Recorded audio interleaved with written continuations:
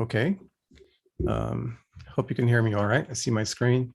I'd like to spend a few minutes talking to you about where things are with the current state of affairs with COVID-19 pandemic. And I'll speak for maybe 30 or 35 minutes and then give you a chance to ask me some questions. So I'd like to start by saying that things seem to be looking a bit better and brighter at the moment. But we have to be careful because we've been fooled before. And I think it's dangerous to assume that Omicron will be the last variant or that we are in the end game. On the contrary, globally, the conditions are ideal for more variants to emerge. If you take a look at this slide, on the left-hand side, I show you the total cases worldwide. And this is as of Thursday when I think I did this. The total number of deaths, we're over 5 million. And then specifically looking at the United States, where there are more than 73 million cases and 877,000 deaths. Keep in mind that the world population is about 7.9 billion. Now, if you take a look at the graph on the right, it shows some very interesting things. If we look back to last year around this time, we were having a peak or a wave, if you will, which subsided through the year, bumped up towards the end of last year, and then towards Christmas, a huge leap as the Omicron variant invaded the United States. But what you can see now in the last few days is that it seems as though we peaked in terms of the number of cases, and it may be on its way down. If we look at hospitalizations, however, everyone says Omicron is so much milder than the Delta variant. But if you look at hospitalizations, you look back to last year around this time, this was our peak. And you see that this year we've actually gone a bit above that for hospitalizations. Now, it does seem as though this is also coming down. So this is a good sign. Hopefully it's maintained. Looking at deaths, here's where we see a bigger difference though. Compared to the Delta variant, the deaths are a lot lower at this point compared to the same time last year, even though we've got a lot more cases. So there is some truth to the statement that it seems to be a bit milder, at least in terms of not causing as many deaths. I just want to step back for a bit and give you some background to the coronaviruses. And we know that there are 7 coronaviruses that infect humans. 4 of these are responsible for the common cold, believe it or not.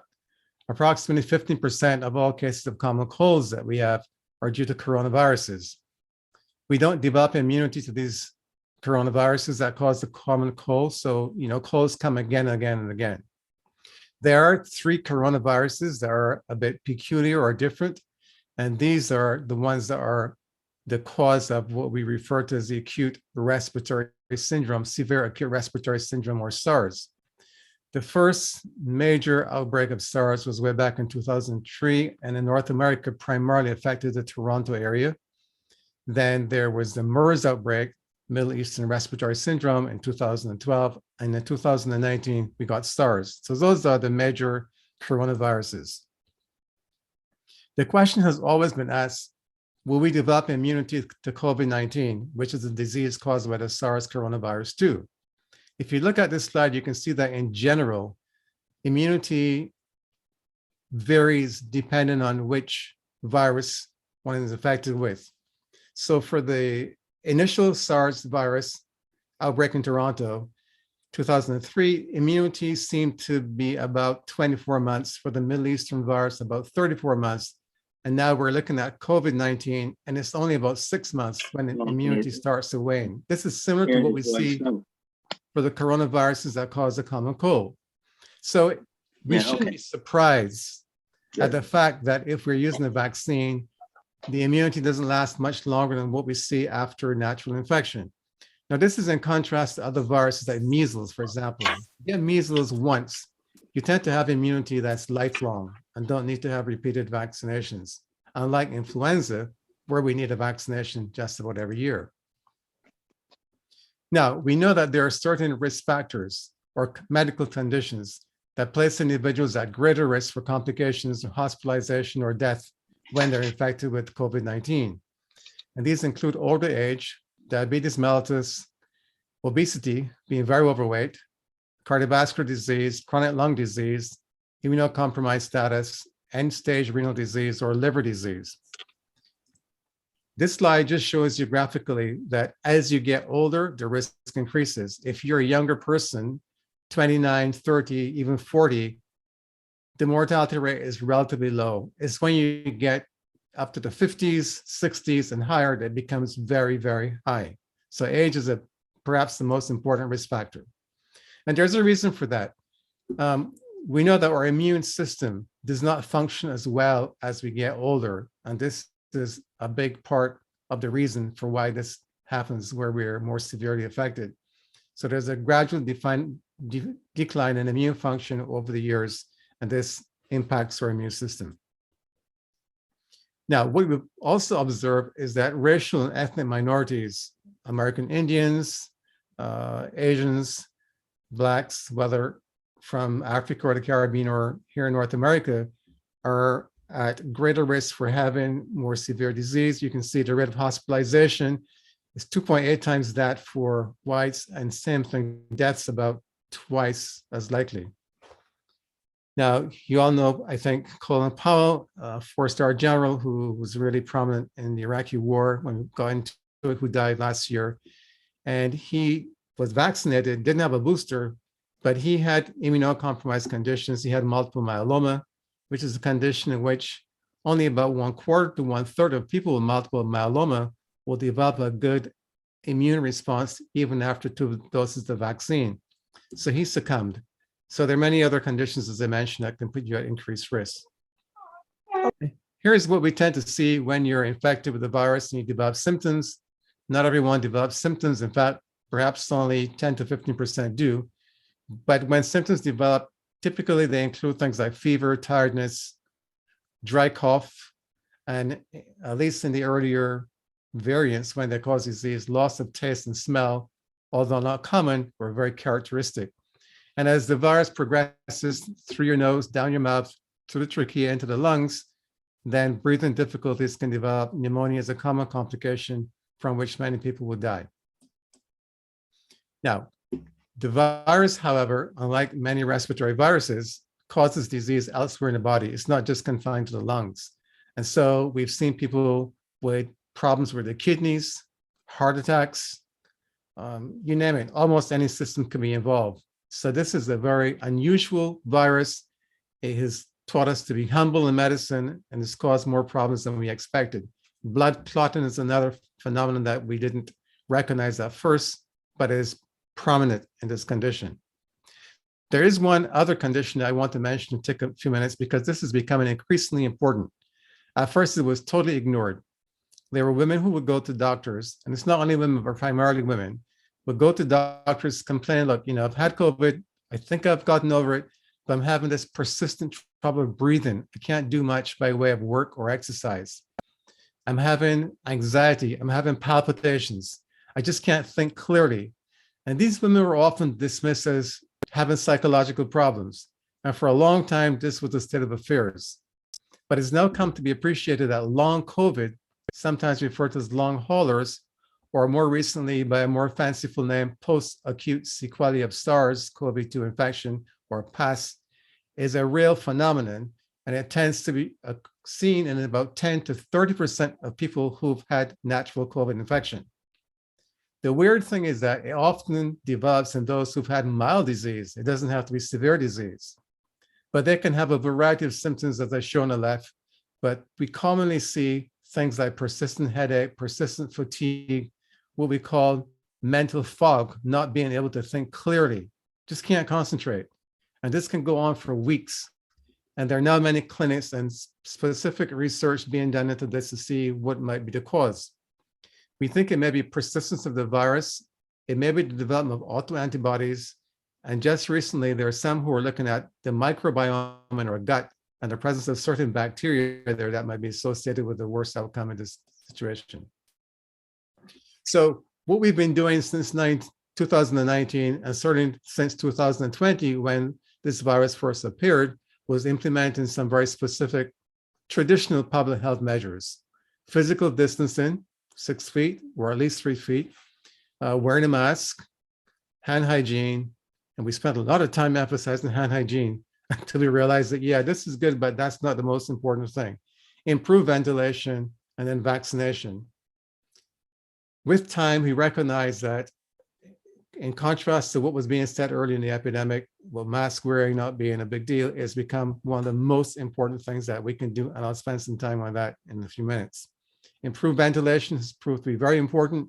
And we know that this virus is transmitted primarily airborne and by aerosols, and not that much by touching infected surfaces. At any rate, we've tried all these measures, but we still haven't been able to contain COVID-19. And so we're left with ongoing disease and all kinds of problems. Vaccination has had some effect, but not as much as we would have liked. What I'm showing you on this slide, if you look at the bars in blue compared to the bars in green, blue represents people who are fully vaccinated, meaning they've got at least 2 doses of the mRNA vaccines, or at least 1 dose in case of the J&J vaccine. And for those of you who are listening outside of the United States, 2 doses of AstraZeneca vaccine. So what we see is there's a big difference if you're vaccinated or not vaccinated in terms of the disease incidence, but also a big difference in terms of hospitalization, a 25-fold reduction if you're fully vaccinated, and for death, also a big change. So there is an impact of vaccination, but not all people are vaccinated. Now, I want to introduce here the concept of what we refer to as hybrid immunity. After the vaccine, you develop antibodies, at least most people do, although not all, and it's a pretty robust, very good response, and it's pretty consistent when we use the vaccine. Immunity after natural infection is also quite good, but it's very variable. There are some individuals who develop only a very low level of antibodies, whereas others develop a good response. There's also a difference, though. After natural infection, you tend to develop a wider panel of antibodies because you're reacting to the complete virus. Whereas in the case of the mRNA vaccines, you're responding to antibodies made just to the spike protein, which is a key component of the virus that really is responsible for entering the cell. So there's that little difference. Hybrid immunity refers to the situation where a person may have had natural COVID infection and also been vaccinated. So there's a mixture of antibodies, and they can still become reinfected, just like those who've had a vaccine and the effect has waned. But from some research, quite a bit actually, it is quite clear that having both natural infection and vaccine-induced antibody might be the best of both worlds. However, I'm not saying to go out and get infected on purpose, because that would be quite unwise, since the outcome of infection is unpredictable. Even young people can die and become very sick. So we don't want to say go get infected just to get hybrid immunity.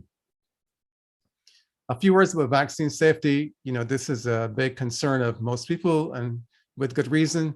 But the good news is that despite the concerns, we've now given millions and millions of doses of vaccine. And for those who were a little bit concerned at the beginning, I think you can feel pretty comfortable that we've now got a pretty good idea of what the vaccine can do. And they're not without some issues. And I'm just being transparent and sharing a few of the issues here with you. But I do want you to keep in mind the text I haven't read, which talks about the risk of being struck by lightning.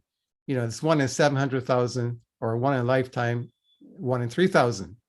Keep those numbers in mind as you look at the other items on the left.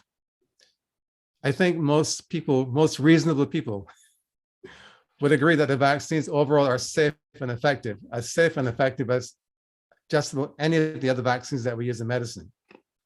The concerns about infertility are now put aside. That's not true. And they're safe in pregnancy and breastfeeding from all that we can tell. There is a risk of anaphylaxis, though, from these vaccines. It is low. It is even lower than the risk of anaphylaxis from having a penicillin shot, but it's there, and so it needs to be noted. We've also discovered with time that there's a risk of myocarditis and pericarditis from the mRNA vaccines. I mean here, the Pfizer vaccine and the Moderna vaccine.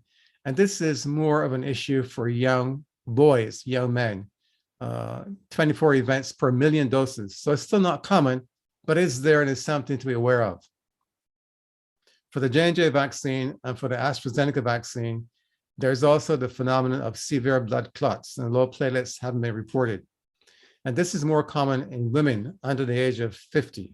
So there are some countries and there are some individuals who will choose not to take a vaccine like the J&J vaccine or AstraZeneca vaccine because of this risk. And again, these are good things to know so you can make an intelligent choice.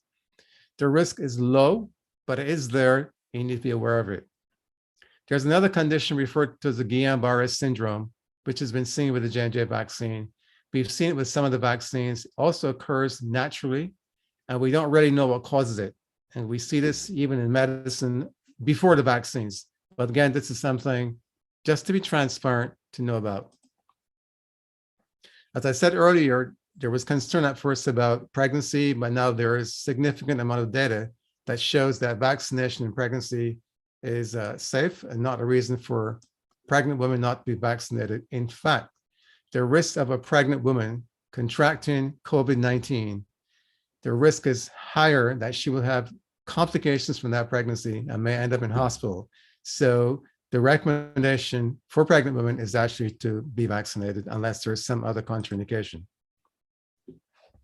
Let's talk about boosters, why we need them. We need boosters because the immunity or the antibody response following vaccination tends to wear off or wane with time. After about 6 months, the effect is clearly not as good as it was. When the vaccines were first released, we were looking at efficacy of about 90% or 95% for the Moderna and the Pfizer vaccines. But after about 6 months, that drops down significantly. We also know that there are some people who are immunocompromised and people with chronic conditions, chronic renal disease, people with solid organ transplants who just don't mount a good enough response to the vaccine. Remember, the vaccines rely on the immune response to trigger production of antibodies to the spike protein. And so if your immune system is not robust or not strong, you're not going to mount a good response. So that's exactly what happens in people who are immunocompromised. And so these are people in particular who need 2 doses or more of the vaccine. So just understand these are some of the reasons why boosters are needed. What I'm showing you here, if you look at these curves, they're all sloping downwards. This means, as I said, the vaccine immunity is decreasing over time. Looks at days after dose. So 6 months will be about 180 days. The Moderna vaccine at the top is the one that falls off the least. Then there's the Pfizer vaccine, AstraZeneca and J&J are lower. So the Moderna vaccine seems to be lasting a little bit longer, but that still decreases over time. And that might not be surprising because the Moderna vaccine is a slightly higher dose of the antigen compared to the Pfizer vaccine. Again, looking at this graph, look at the red on the left are unvaccinated people.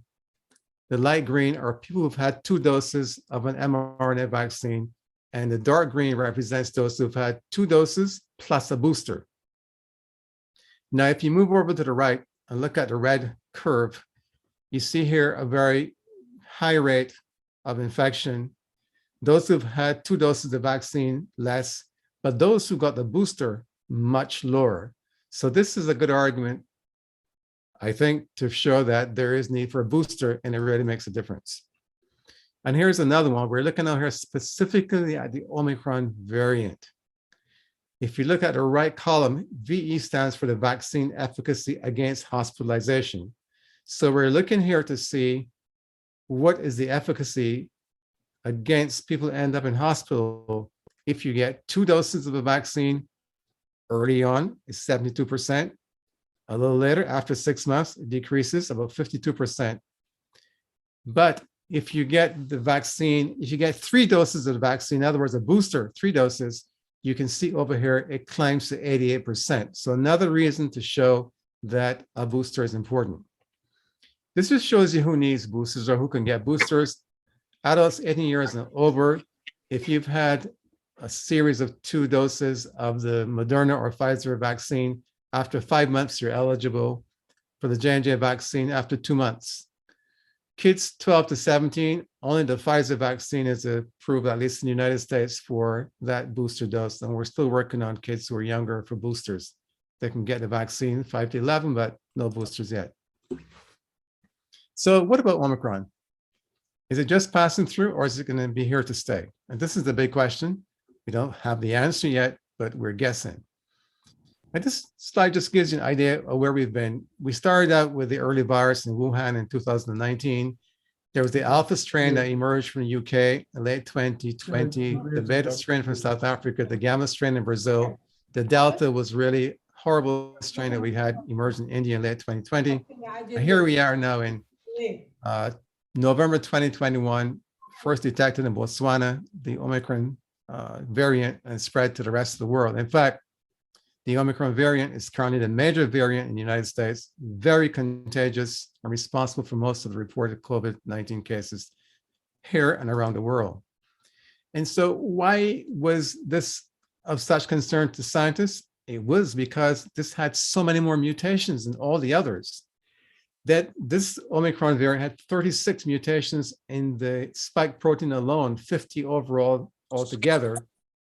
And what we found was that there were 3 mutations that helped the virus escape detection from antibodies, and another one that appeared to help the virus enter cells more easily. So we were concerned that this could be a real nightmare. Now, fortunately, it's turned out to be nowhere near as bad as we anticipated, but still not easy. There are 3 factors that we focus on when we're assessing new variants. One is how transmissible or how contagious it is. And Omicron is extremely contagious, the most contagious of all the variants we've seen so far. The disease severity it can cause. We weren't sure where this was going to land, but now it's pretty clear that it doesn't cause disease as severe as the Delta variant does. And the third aspect we look at is this immune evasiveness, or its ability to escape the impact of the antibodies after vaccination. And so we know that it does to some extent, and so vaccines don't work nearly as well against the Omicron variant as they do against the Delta and the earlier variants. One other aspect I might point out is that Omicron, the symptoms are not quite as dramatic and severe as we see with Delta or the previous variants. And so you can be fooled, or you can miss what's happening. You might be infected and might just think you just got a runny nose, or you're sneezing, it's allergies, or it's the flu with headache and sore throat and fatigue and myalgias. It is rare to see the kind of cough that we saw and breathlessness that we saw with Delta, or loss of taste and smell. It can occur, but very rarely. So these are some differences with Omicron and the way it presents compared to Delta. So how come Omicron is not worse with all these mutations and so on? Well, we don't know, but there's some theories. It is thought that the virus tends to reside more in the upper airway and to cause more nasal symptoms and throat symptoms like scratchy throat and sore throat than the Delta variant, which causes more problems deeper in the lungs, pneumonia, trouble breathing, and so on. There's also the thinking that a lot of the protection that we're seeing from Omicron comes from previous exposure through natural infection or through vaccination. Now, in our immune system, we rely a lot on the antibody response, but we also rely on what we call memory B cells and T cells. And what these cells do is that they remember infectious agents to which you were previously exposed. And they, on the second exposure or repeat exposure, they're able to respond more quickly. The B cells will produce antibody. But if the invading agent is a little bit different, like Omicron, they're not going to be as successful. So there are a lot of reinfections that are occurring, and we see people who've been vaccinated or who've had the infection naturally being infected again. But they're not getting as sick. They're not ending up in hospital as commonly or dying. And the reason for that, we think, is that the T cells are there. They come on stage, but they take a while to work. Typically at least 4 to 5 days, which is about when you already are being infected and the B cells are doing its job. But if the T cells then become active around 4 to 5 days or 6 days, what we think the T cells are doing is preventing the virus from being able to invade further down into your lungs. And so you don't get a full-blooded response to infection like you get with Delta. So the disease remains relatively mild. At least that's our current theory. So how does Omicron challenge or treatments, I told you already, the vaccine is not quite as effective, and monoclonal antibodies that we have used to prevent progression of disease given early, the ones that we have been using in the past that work very well for Delta don't work as well against Omicron. Antiviral medications are new. I'll say a word about that in a minute. So let's look at the vaccine efficacy now specifically against Omicron. And look at the right, we're now looking primarily at severe disease, hospitalization, and death. This column over here. Now, if you got 2 shots of the vaccine, you can see that for Omicron, you're only talking about 50% efficacy. And this is like 70 to 90% for Delta, but not for Omicron. If you get 3 shots plus a booster, however, you bump it up from 50% to 90% or thereabout for about 2 months, and then it begins to decrease again, 80% at 3 months. So the point here is that even with a booster, your antibody response is going to decrease again. And in Israel, for example, they're experimenting with 4 shots. And this study comes from the UK as well as Israel. What they're seeing is that the 4th shot does give a bit of effect in terms of symptoms, and they're still looking at whether or not it adds any more punch here. It doesn't seem as though it adds that much more. So I think that while a 4th dose may be important for those who don't respond well or who are immunocompromised, I am not convinced that this is where we're going to go. We can't just keep giving boosters. So, you know, and some of the manufacturers like Moderna and Pfizer, they're already tweaking the vaccine to be more specific for Omicron. That too is a challenge, but I'll leave that for another time. Monoclonal antibodies. So this is the only one, a relatively new one called sotrovimab that does work. And so it can be administered early in the disease stage before you progress. If you're someone, for example, who doesn't take vaccines or won't take it, this is an option. But it has to be given intravenously. But there are now 2 new oral medications that hold some promise. One's called Paxlovid, developed by Pfizer, and the other one by Merck. These are both taken for 5 days. One is 3 pills a day. The other one is 4 pills a day, twice a day, sorry, 3 pills twice a day or 4 pills twice a day. But they must be given early within the first 3 to 5 days after the onset of symptoms. So this is challenging because if you just think you're having a cold and do nothing, by the time you see a doctor, you get a prescription, you get it filled, and you start to take, it might be too late. They don't work well after day 5. Another important point I want to make is that Omicron has turned cloth masks into little more than face decorations. So time to move up. Sorry, this is no time to fool around. This is so infectious. Unfortunately, especially here in the United States, but around the world, there's this ongoing controversy about wearing masks. And, you know, it's hard to understand, but it is what it is. And there are people like this who would stand in a crowded train and put the mask below their chin, whereas just about everyone is trying to protect themselves. It's just annoying. So cloth masks are better than nothing. Adding a filter helps. I'll show you some specifics in a minute. Surgical masks are much better than cloth masks. And then these are the ones that we now want to recommend. KF94 made in Korea, KN95 in China, N95 masks, which are the gold standard. But the key with any mask is to wear it and to wear it properly. Be sure it fits well, and it must cover both the nose and the mouth. So here's some information that you want to pay attention to. N95 mask is the gold standard. But there are many fakes online. The same thing for the Chinese version of the N95, which is called the KN95.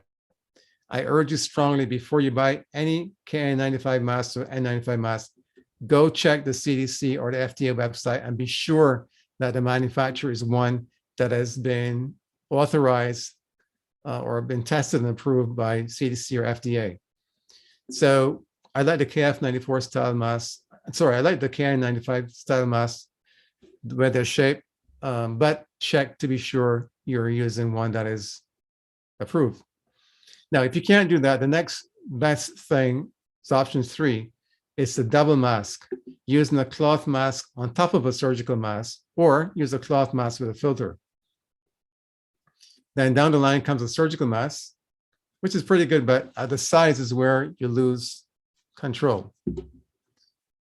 The cloth mask is, as I mentioned before. So this is what I think we need to pay attention to. The other new development that's important is home tests. These have been a long time in coming and being promoted in the United States compared to Europe, but these are, I think, going to help make a difference. Now they're free. They're even being given away, sent to your home, at least in the United States. This is, I think, the way to go. But there are many questions. So the first one is this: does it matter which brand of rapid home antigen test that you use? And the answer is no, as long as it's on the approved list and is approved for emergency use, emergency authorization use, then it's fine. There are many of them. Abbott's Binax is probably the most popular, but not the easiest to use. Another question that comes up, you may have heard about people using the swabs in their nose, also in the throat, because there was the thinking that with Omicron, there's a lot more virus in the throat, and their spit tests are being used. The most recent data, though, suggests that you should follow the manufacturer's instructions, and that it's not necessarily true that swabbing your nose and the throat is any better than just swabbing the nose. I just share this with you because the top three are the ones that are rated very good in this study that was done. And just to know that there's one of the tests, although the claim to fame to the home antigen test is that they can be used quickly, 15 minutes, typically for your result. The IntelliSwab takes about 30 to 40 minutes. So, if you're you may not have a choice if you're getting them free now, but if you had a choice, just to know which ones are easier to use than others. But here's what's important to know. The rapid antigen tests work best between day 3 and about day 8. The PCR test, which is a standard laboratory test, takes longer, 3 days, sometimes longer to get the result back. But if you do the testing too early, let's say you're exposed over here at day 0, and you do your test at day 2 or 3, it's probably going to be negative, and you're going to think you're okay, but you're not. So you want to wait a little while. And so that's one of the biggest issues with a negative test, and the fact that some don't put the swab in and use it properly. So that's the one drawback. The best time to take the test, they're used a lot for people who are having parties or big functions and events where the people come in and they ask those who are coming to do a test right before the event, like 1 or 2 hours before. Sit in your car outside the event, do it, wait and see if you're okay before you come into the party. So in other settings, as I mentioned before, the best times to test are on days 2, 3, and 4 after exposure, and preferably 3 and 4 or thereabouts, but not right away. And a negative test doesn't mean that you're not infected. It may be that you didn't do the test properly. It may be that you're too early. So it can be, but it doesn't automatically mean that you're home free, because this test is not as sensitive as the PCR test. And what we recommend is that if you really are stuck with just doing the rapid test, you can do 2 tests over a few days. One is negative today, repeat it the next day or the day after. If both are negative, then you're pretty good. Similarly, if you're traveling, you should do the test on the day that you travel, not a few days before, like the PCR test, where you can have like a 72-hour window. These are a little bit different. So I said earlier, yes, it's possible to test too early. One important point is that if your rapid test, however, is positive, you should assume that you have COVID.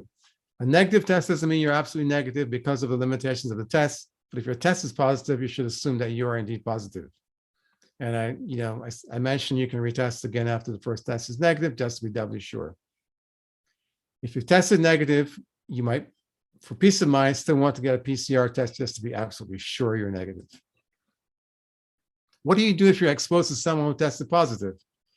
So if you're vaccinated and you had your booster shots, the recommendation, at least from the CDC here in the US, you don't need to quarantine after potential exposure, but they still want you to get tested 5 days later and wear a mask around other people for 10 days. If you're unvaccinated, you should quarantine for 5 days after exposure, then get tested, wear a mask around other people for 10 days. So it's pretty much the same. But if you're vaccinated, you're not as restricted. If you're going to isolate, what CDC is saying now, if you're infected, this is 5 full days from your first symptoms or the positive test.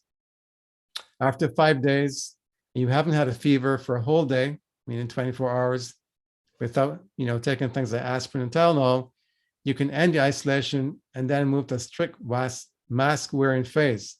Now, this is what CDC says. Many of us in medicine don't agree.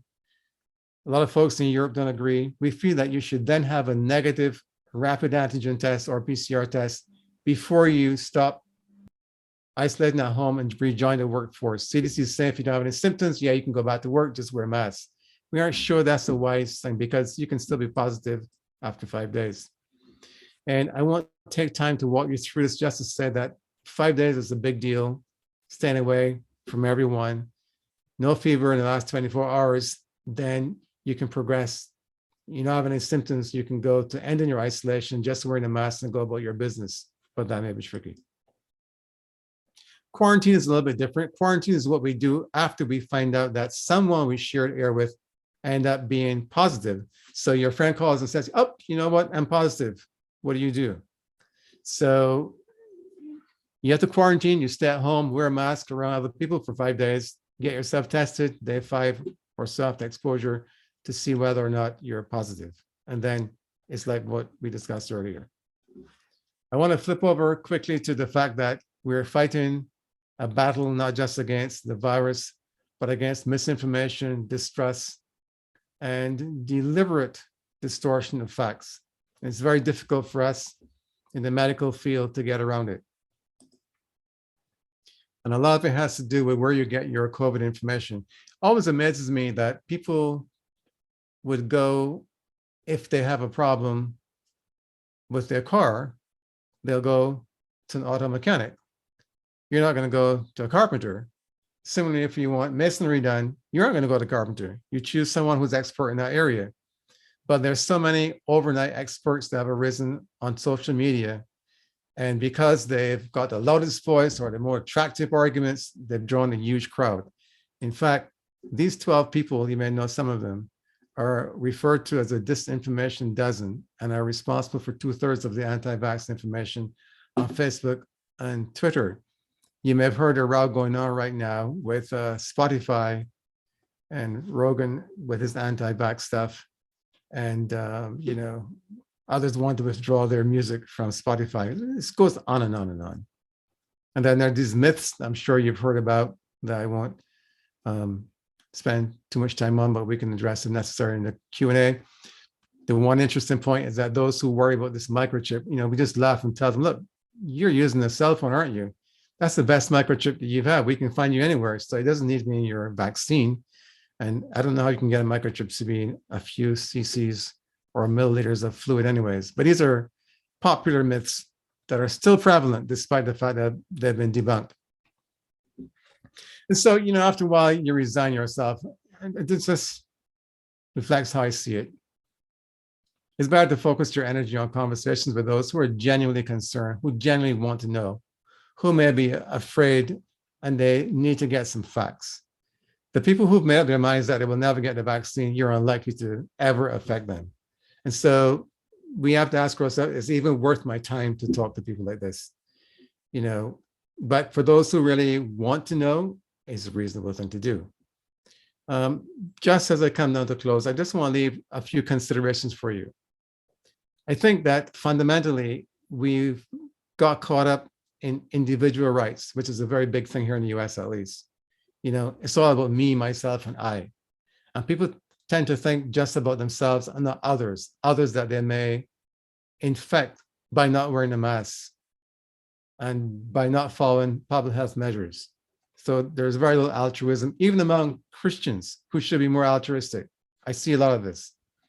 So I'd say, you know, we need to consider both ends of this and look at the risks and the benefits, the complications of COVID, the post-COVID illness like long COVID, the restriction on activities that more and more countries are putting on you when you're not vaccinated, the efficacy and safety of the vaccines, of course, and whether or not there are other treatments that you can get. And to remember that unvaccinated persons are at least 5 times more likely to be infected, a lot more times more to be hospitalized. This number keeps changing, and to suffer post-infection sequelae. But what if you don't want to take the vaccine? And there are many people in this camp. So here's some information. Some general recommendations would be to, you know, try to keep yourself in good health, your immune system in particular. So adequate sleep is important to maintain a good immune system. Regular, modest to moderate exercise, but not excessive exercise because that can backfire. But this will help your immune system. Good nutrition, mostly plant-based food, fruits, avoiding or limiting alcohol use. You need to manage your chronic diseases because diabetes will place you at risk. So you want to manage that. Similarly, hypertension, and also manage your weight. As I showed you earlier, obese persons are increased risk for complications. And then to strictly adhere to the usual public health measures like, masking, keeping your distance, hand hygiene, and so on. Then you should know that there are therapies that are commonly used by others in the community, some physicians and some lay people. And among the therapies that appear most promising, one is vitamin D. There's a lot of work going on with vitamin D, and I don't have time to go through it now, but vitamin D3 in particular, at doses of 4,000 to 5,000 international units per day, has shown promise in a couple of studies, not as rigorous studies as we in the scientific community would like to see, but there is some inkling that there's something here. So I don't really knock it. There is less evidence, although many people would use vitamin C, 500 to 1,000 milligrams per day, or NAC and acetylcysteine, 600 milligrams twice a day, and even zinc lozenges. And there's still those who are pushing ivermectin, although the data really so far has been lacking. Maybe there'll be better data coming, but at the moment, it just doesn't stand up to the kind of scientific scrutiny that we'd like to see. But none of these, remember, has been proven to prevent or treat COVID-19. These would just be adjuncts. And so where do we go from here? Is Omicron going to serve as our exit ramp from this situation where we're wearing our masks, staying indoors, or is it time to get out, or will it soon be the exit ramp? I don't know. I don't think anyone knows. If anyone says they know, I wouldn't believe them because we've been fooled so many times before by this virus. So I'd say keep your fingers crossed, hope for the best, do what we need to do, and we'll see where we go from there. And I will now stop and I will try to answer any questions that you may have for me. Thank you so much, Dr. Greaves. That was great information. I believe that you did touch on this question with one of your latest slides, but the question was, does keeping the immune system in good condition is enough to ward off COVID-19? Right. So we don't know for sure, but your chances, let's put it this way, the probability is much higher if your immune system is good that you will ward it off. Remember, there are people who are healthy who've come down with COVID. So it's not automatic, but you significantly decrease the risk of being infected. And if you're infected, you significantly decrease the risk of having bad complications. So I'd say yes, for everyone who's listening, you should do your utmost to keep your immune system in the best shape you can. And as I said before, simple things like getting enough sleep, very important. Moderate or mild exercise consistently. And there is at least one study that I'm aware of that suggests that plant-based diets help to improve your immune system. It's not focused specifically on COVID-19, but those, sunlight, if you can get sunlight is great. But remember, in the winter, we don't get that much ultraviolet light to make enough vitamin D, particularly for a dark-skinned person. So it's a reasonable thing to do as well, to consider some supplementation there. Those are the basic things that I would mention. Yes. Great, thank you. The next question is, could you please speak more on the Nuvazovid and blood clots?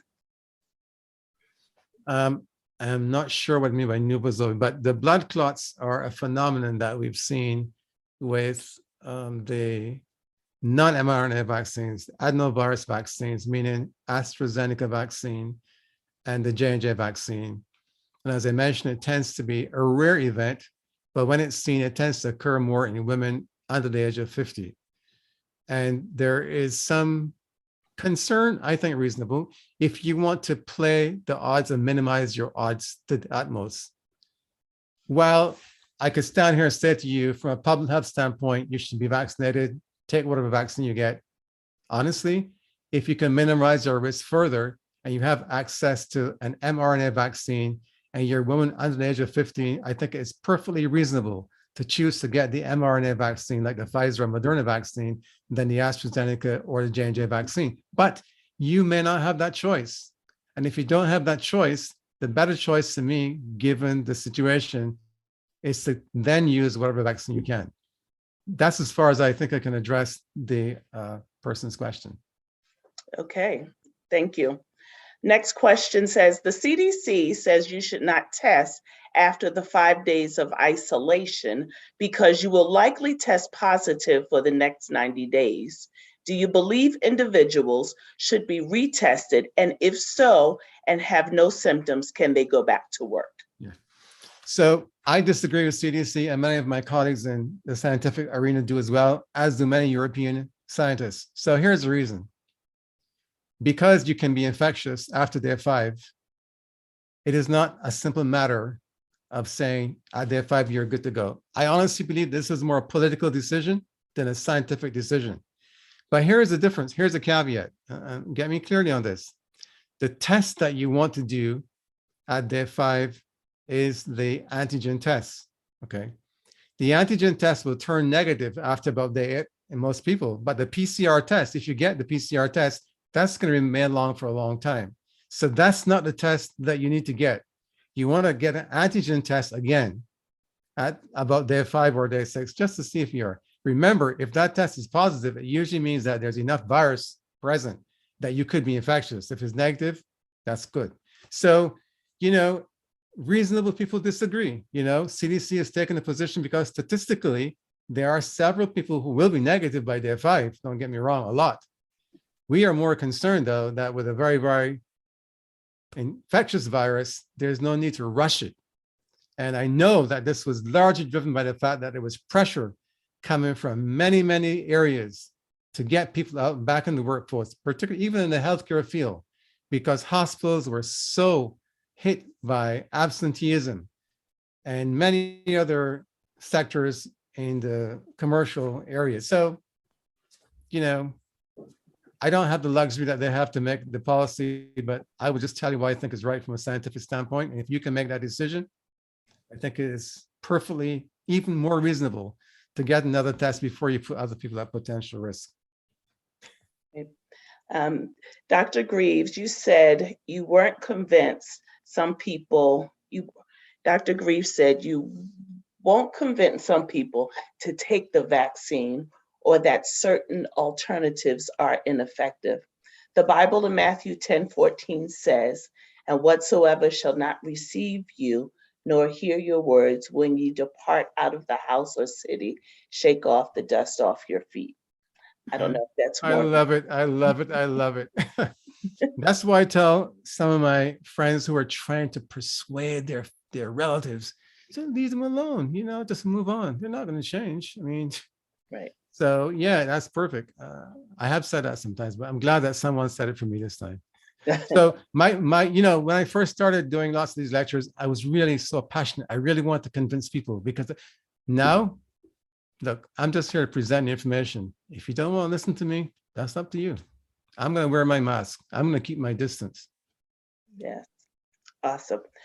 Next question is, how close are we to immunizing infants? Yeah, so there was a setback recently in the Pfizer study, but they're now looking at 3 doses. 2 doses didn't seem to work for some of those who are younger. So they were hoping to have had that done by December, actually, but it didn't work out. So I think you probably won't get the results on infants and very young kids for probably another 6 months. I might be wrong, but I'm guessing. But work is ongoing, so it is coming. Okay. The next question is, what is in the vaccines that protects against being infected? Right. So it's not what's in the vaccine so much. In the mRNA vaccines, there is a piece of genetic material called messenger RNA. What that does when it gets into the body of your cells, it tells your body, it tells your immune system to make a protein called the spike protein, which is coded for in that mRNA. So the mRNA in the vaccine is like a recipe card, if you will. It tells your body, make this protein. then your immune system reacts to that protein, the spike protein, by producing antibodies because it sees it as a foreign object. So it's not what is in the vaccine as much that does it, it's the antibodies that your immune system produces that are the protective factor should the real virus come along with its real spike protein. But you need the immune system, which is why I said people with a weak immune system don't react to those instructions, the recipe, to produce enough antibodies, so they're not as protected. I hope that helps. Great. Do you believe we will need additional vaccines or a booster after a 6-month period? Well, we know that we need a booster right now after the 6-month period. So that's not a question. We do need boosters, as I showed you. I think clearly that after 6 months, you don't have enough antibody response to protect you against Omicron for sure. You see, you definitely need that booster for Omicron. You know, the protection doesn't go to zero, but the protection drops significantly. I show you like 50% at six months. It takes a little bit longer for the Moderna, but it still gets low. Now, whether or not we're going to need a 4th dose, like another booster, I'm not sure yet. I think we're waiting to see whether we need it or not. If Omicron doesn't cause any more severe disease than it's caused so far, I don't think we're going to go with the 4th dose, except you're immunocompromised, because immunocompromised people don't make enough antibodies in the first place. And it's been shown that a 4th dose in those individuals is helpful. So that's where I see the 4th dose going. I think we've also followed what's going on in Israel a lot. Israel has been the trendsetter in a lot of the vaccine studies. They've just done 4th dose to initially immunocompromised people and now to a wider group. I think we'll see from them and learn a bit before we make a wider decision. I really don't know. Personally, I'm not a fan of having booster after booster after booster. I can live one booster per year, but not a booster every 6 months. I hope we don't have to come to that. Okay. Next question. Where or how do you get the antigen test? Is it requested as opposed to the PCR test? The antigen test now, if you're in the United States, you can order it free online. I don't have the website here, but I'm sure if you did a Google search, it'll tell you where you can order it, and it's now free. I think you can get 2 or 4 tests per month per individual, or at least an address. So that's something you can follow up, but it's free. It does not have to be prescribed by a doctor, unlike the PCR test. Right. I know that the link was sent out a couple weeks ago where you could get the test from the United States Postal Service if you go to their website, and the government is allowing 4 home tests per household. There you go. That's it. Next question. We are being told that if you test positive, then you shouldn't test again for 90 days. Within that time, can you become positive again without knowing it? I've known people who have been positive 2 or 3 times. Yeah, I don't think that that's correct. What we say is that if you had natural COVID infection, you shouldn't get the vaccine for about 90 days. But I don't know of anywhere where we recommend not being tested. Sure, you can become reinfected within that time period, because if you didn't have a good antibody response, you could become infected within 90 days quite easily. So no, I would say if you're having symptoms or you're exposed to someone, I think it's reasonable to be tested. Okay. Next question. Some persons are able to get a medical exemption from the vaccine. Which medical conditions preclude one from getting the vaccine? That is a very good question, and where I work, there's a whole panel of people that's involved in this kind of discussion. It's not as simple as saying, I don't like taking vaccines or have an allergy to eggs. That's not enough, because there's no egg in this vaccine. So that won't get you a medical exemption by a true review panel. Now, there are people who, for whatever reason and pressure, will say, yeah, right, medical exemption. That's not how it works in the best review system. But people who have a genuine allergy to any of the components in the vaccine, and there are not that many that you would worry about, polysorbate is one thing, then yes, those are not recommended. People who, for some reason, react badly to vaccines, you've had influenza vaccine and you end up, for example, the next couple of days, you're knocked out and, you just can't do anything. Tremendously bad reaction. I think those are situations where people would say no. People who are very allergic prone diathesis, who react to everything, although allergies by themselves, whether food or otherwise, aren't generally a reason not to. I think a medical reviewer could reasonably exercise caution and say, okay, this is a reasonable case to be exempted. People with severe immune conditions might be another group, although for the most part, that's not what CDC recommends.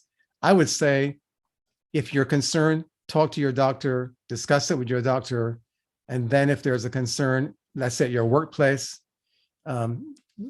present your argument and see where it goes. But other than a bona fide allergy to one of the components or a very, very bad reaction that can be documented, not just you're saying so that, happened, then yeah. Okay. So one answered that Amazon also has the test availables as well as the government. The other question is, what is your position on returning to church at this time? So I went back to church a few weeks ago for the first time. And I was so upset. I'm not going back again until things are better, because there were people wearing their mask below their nose. Ushers were trying to tell them, pull your mask up, and they were getting attitude. And then there were too many people close to each other. So I said, forget this. So here's my thing on any closed space, church or otherwise. We know that this virus is spread by the respiratory route, okay? If you're not singing, I'm happier. If you've got good ventilation, I'm happier. In most cases, a church is a closed box, like a closed container, poor ventilation. But if you've got good ventilation, if you can open the windows, open the windows. If you can install HEPA filters, do that. And we've done some of those things at my church here in Orange. But then if you're in a crowded setting, and there are some people who are not going to wear their mask properly, and if you are an older person where we know the risk is very, very high, or a medical condition, you really have no business there. You're being presumptuous, in my opinion. So I think if you're running a big organization like a church where there are many different levels of people attending, you have to go with the lowest common denominator. So I think Allegheny East was right in closing the churches down up until now. I think as the epidemic comes down, as it is coming down, there's now a reason to consider gradually reopening with some caveats, as I think that they've outlined. And so I'm more open to that, but you must enforce some of the other requirements. If you can do it and you have good ventilation and you're going to really be sure that people are wearing the mask properly. And as a third thing, if you can get people to do a rapid antigen test before they come to church, fine, I'm okay with you. So I have a lot of caveats. I'm not going to go back to my church right yet, even though I think it theoretically could be open based on what Allegheny is saying. No, because you need to have these things in place. If I were a younger person, though, yeah, I could take the chance probably, but not at my age. No, I won't do it. Okay. You have to be wise and use some common sense. The risk is not the same for everyone. Right. Where or how are the variant viruses coming from? All right. So what we know is that coronaviruses seem to live in bats as a reservoir. Bats in caves, particularly coming out of Southeast Asia. We know that there are many, many more coronaviruses. This is just one family. And so we can expect more of these with time. And this is exactly the concern that we have. Now, these viruses are strange, and they often require an intermediate host before they get to man. For example, in the first SARS outbreak in Toronto, that virus, SARS-CoV-1, if you want to call it the first one, that virus has as an intermediate host a mammal called a civet cat. We don't have them here. So the virus came from the bats into the cats, cats into man. And the next outbreak of the SARS virus is the one in the Middle East, respiratory syndrome, MERS in 2012. The intermediate host there was camels. Camels were infected and then passed it on to humans. Now, in this current outbreak, we don't know what the intermediate host was. At first, we thought it was an animal called a pangolin, but that hasn't panned out. So we still don't know. There's a lot of mystery about how the whole epidemic started in Wuhan. So we still don't know. But it seems that the primary reservoir is bats. Just like for influenza, the primary reservoir seems to be wild birds. And why this happens in nature, we don't know. Okay, that was the last question from the text. I wanted to put a question out there.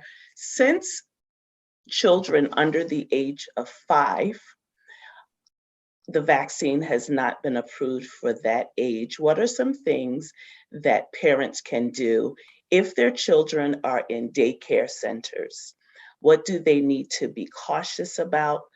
And what can they do to prevent their child from getting sick, even though there are smaller numbers of children being infected with this virus?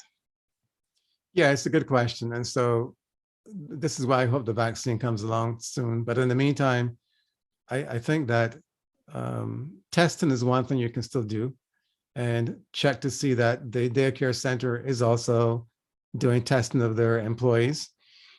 People are anti-testing, but honestly, if you have a kid, let's say, who has an immunocompromised condition, you want to know that when that kid goes to daycare, that all the staff in there are protected, either vaccinated and boosted, or they're doing their nasal swabs before they come to work. So I'd say a very important part of your diligence as a parent to protect your child is to be sure that that daycare is really on the up and up. Go visit. Don't just talk. Go visit and see what's happening for yourself. And where masks can be used, masking as well. To me, those are the two most important things to pay attention to. And again, look at ventilation of the surroundings. Those three things I think will be important while we wait for the vaccine. Another question came in: towards the end of time, can we expect more pandemics? I think we can expect lots of things towards the end of time, not just pandemics. I mean, if you want to be biblical, wars, rumors of wars, pestilences, earthquakes, climate is out of control right now. I mean, which is worse, the climate problems we're having? We're in a big snowstorm here in the Northeast right now. So I think man keeps interfering with nature and everything else. So I wouldn't be surprised if more things come. But remember what the Bible says. It says, but it still isn't time yet. There are going to be wars and rumors of wars, but the end is not yet. So let's not get too hung up on these signs.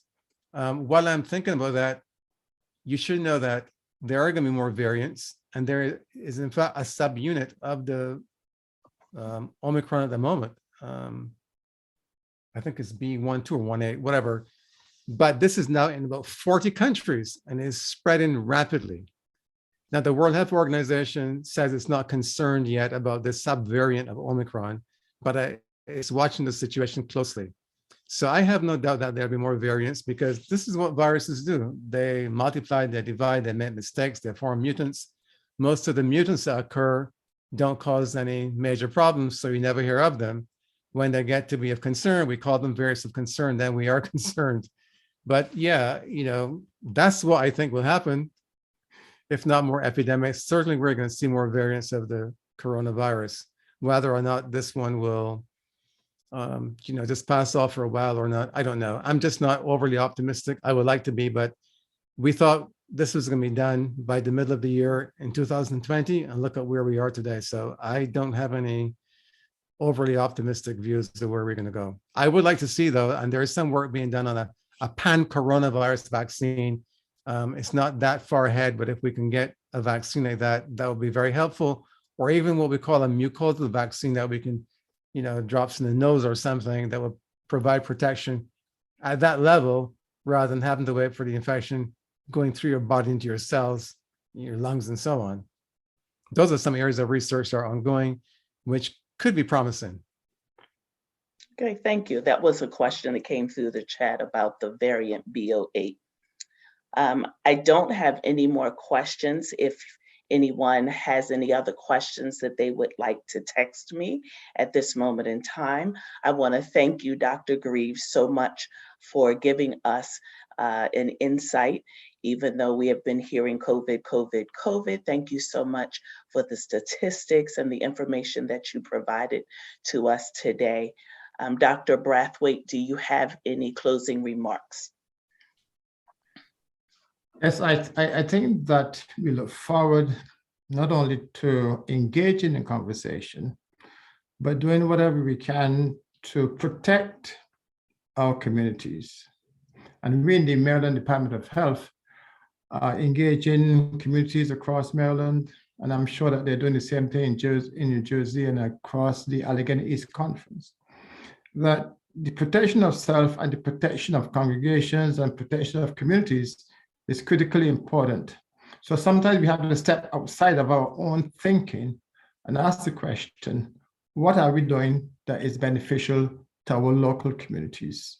And I think if we approach it that way, many of the questions about the vaccine may then morph into questions about, are we doing the best we can for our communities, for our families, and for our congregations? And I think that's the big question that each individual will have to address. I thank you, Dr. Greaves, as usual, brilliant, and giving us the kind of information that we can make decisions on. Even though it's an individual decision, the individual has to be in the context of community, because we are members of the community. And even when we get to heaven someday, we will be members of the community in heaven. So from one community on earth, we go to another community in heaven. But thanks a great deal, and I look forward to further interaction. And I'm sure that you can return Lenora at some point. He's not just talking about Corona. Yes. He can talk about many other things. I'm Absolutely. sure he would make himself available. And I'm pitching here for for the home church, that he could return at some point and further address us with some other issues that would continue to improve our health and even our wealth. Thanks for hosting this meeting, Lenora. Thanks to you, Dr. Greaves, and thanks for the online audience. We look forward to doing some more through this church to bring greater health to the Maryland community. Thank you. Thank you again. If you guys enjoyed this presentation by Dr. Greaves, just put your emoji hand clap in the chat for me. Thank you so much again. We really appreciate it. And yes, we would love to have you back again with other health information, or just as a panelist on anything that we would like to discuss.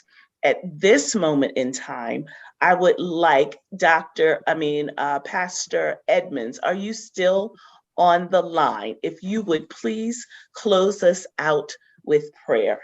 Yes, ma'am. Thank you, Dr. Greaves. It's good to see you again, and good to hear you, man. Good stuff. Practical, easy to understand. God bless you and your family from this day forward. Thank you. Thank you, Lenora and team, for presenting this.